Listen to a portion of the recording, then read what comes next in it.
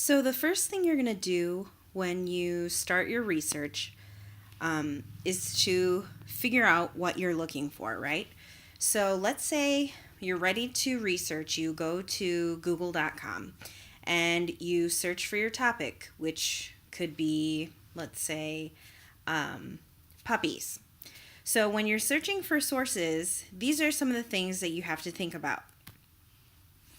What is a source? A source is anywhere that you get information from. So there are two types of sources.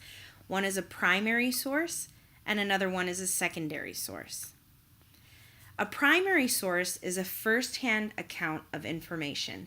What this means is that the information comes straight from somebody who knows what they're talking about. So if your topic is an event, it's somebody who participated in the event or was a witness to exactly what happened during the event. If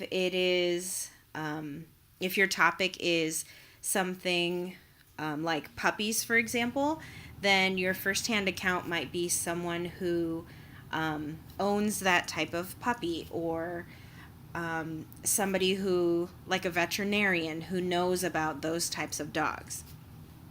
So examples of primary sources are interviews, or from people who have participated in whatever you're researching, journals or diaries, so a first-person account of what happened, memoirs, which are like a writing of a memory or something that occurred, and anything original, such as art or photography, anything that comes straight from the person that knows what they're talking about.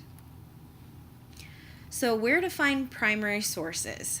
A good place to find primary sources are in books, because books are usually published by authors who have authority on what they're talking about.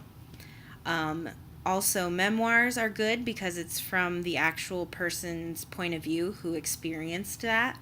Blogs, but you have to make sure that you pay attention to the author of the blog. You want to make sure that whoever is writing on the blog has enough expertise that you can confirm what they're saying. Personal websites, again, are okay as long as the person who's writing on it or posting on it knows what they're talking about. Letters are a good first-person account, and interviews are, of course, a good first-person account.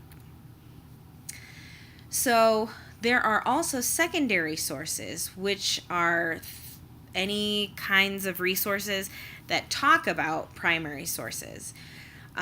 So for example, these include discussions, reviews or critiques, any analysis or summaries. So this is talking about the person's memoir, or talking about somebody's research that they gathered. So it's not exactly from the person who did the research, but it's talking about and analyzing and discussing that primary source. So some places to find secondary sources are any discussion forums, any research journals, magazines, newspapers, surveys, anywhere where they pull in information from other resources and talk about them coming from other places.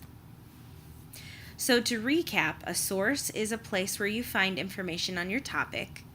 There are two types, the primary source and the secondary source. So the primary is the first-hand account, and the secondary talks about the information from the primary source. So now that you have finished lesson 1, it's time for a quiz.